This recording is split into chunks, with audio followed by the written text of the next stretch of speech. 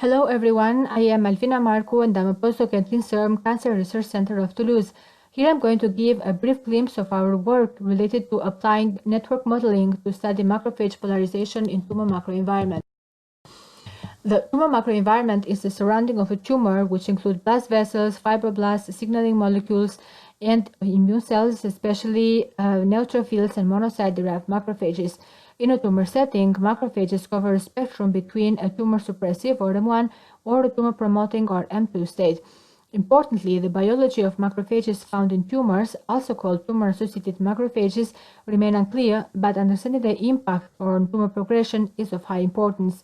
The aim of our work relies in twofold. First, we reconstruct a regulatory network of macrophage polarization of an in vitro model of chronic lymphocytic leukemia, which includes different pathways involved in cancer cell macrophage interaction.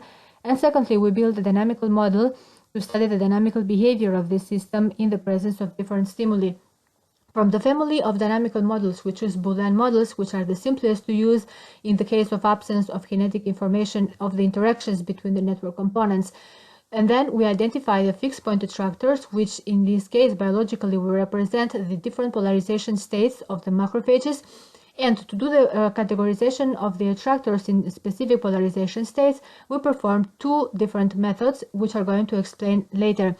We then perform different simulations for the model validation in silico experiments of knockouts and overexpression, and we conclude by making prediction again through in silico mutations to identify potential therapeutic targets.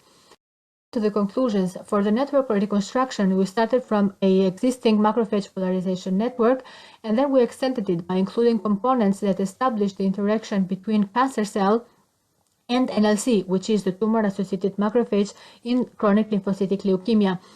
And then we also use the transcriptomic data in order to estimate the transcription factor activity through the Dorothea package. The extended regulatory network of macrophage polarization is represented in the figure in the left, while the readouts are the M1, M2, and NLC polarization states. Then we apply the model, for which we started from all the possible initial conditions, and then we used a synchronous updating method to identify the fixed point attractors. In total, 214 fixed point attractors.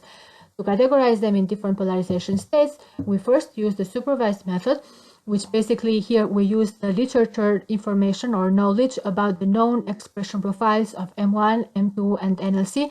So we put the constraints in order to have the M1 polarization state with the expression of specific components, and the same thing for M2 and NLC. Here the bar plots represent the averaged expression profile through all the attractors falling on the specific polarization states.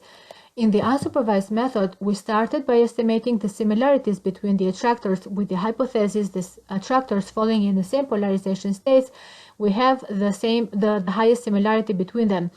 To cluster the attractors according to the similarities, we use the hierarchical clustering algorithm, and here we have again the averaged expression profile of all the attractors falling in each of the clusters.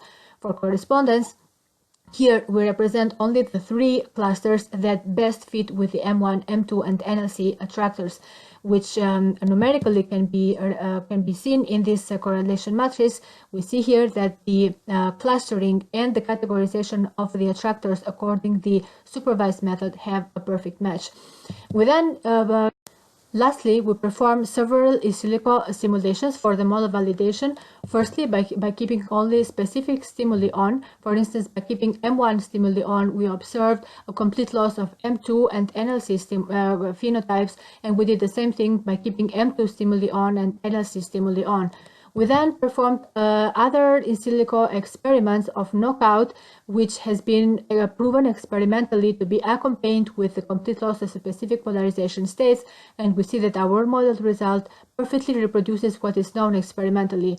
And we conclude by performing other simulations with other knockouts that has not been yet proven experimentally in order to identify potential targets to stop the formation of NLC in tumor settings. But if you want to know more, our paper is currently on biorxiv in a peer review process to publishing, and I'm happy to take questions.